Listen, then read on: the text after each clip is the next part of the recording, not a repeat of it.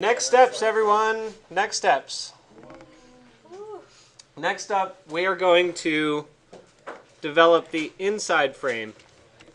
And we're going to start off with a system that's regular, doesn't have the large panels and the small panels, and then we'll get to a point where you can play around with that kind of system. What you're going to find is it's so easy to do.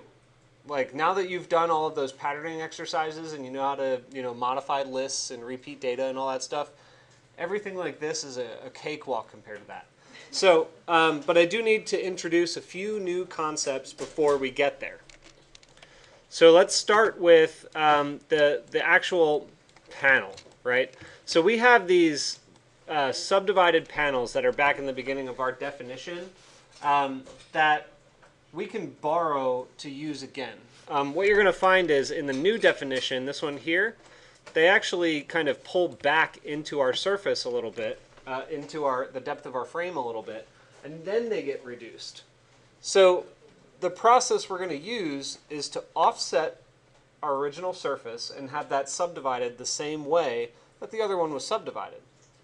We're going to offset it, right? So have duplicate surfaces, one that's deeper into the frame. Then we're going to have that subdivision get, we're going to have a domain reduction on it. So we're going to do this using principles that you've already used before. It just looks totally different. The only thing that's new is offset, so let's do that. But we're going to have to grab the surface first, right? That's this right here, all the way back in the beginning of our definition. So let's go back to here, where we have our original subdivided surface. So we need to create a new one for an offset subdivided surface. So let's do, let's see, this is our base surface here. I'm going to do under surface utility offset. And let's put it down, kind of down the bottom here.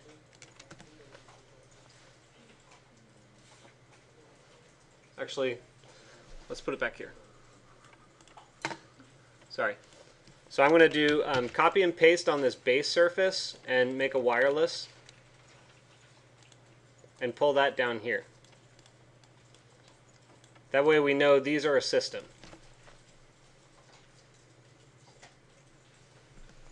And I'll plug the base surface into the offset surface like that.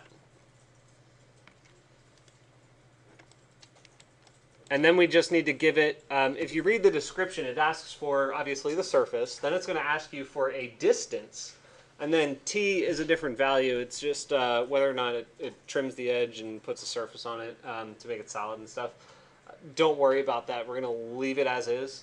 But the significance of distance is that this is a magnitude only. You don't have to give it a direction because offset is going to move, basically it's going to offset it along the surface normals of any surface that you give it, no matter how curved or straight or whatever it is, or warped. So I'm going to actually do this with a slider, except this slider is going to go from -5. Well, actually, yeah, we'll do -5 to +5 because I don't quite know how far I'm going to go. So -5.0, I want to make sure there are some decimals in there, to 5, or less than 5. You can see this here is a surface that just kind of exists either in front of or behind that definition. So I'm going to probably just set it back. I'll start with around a foot.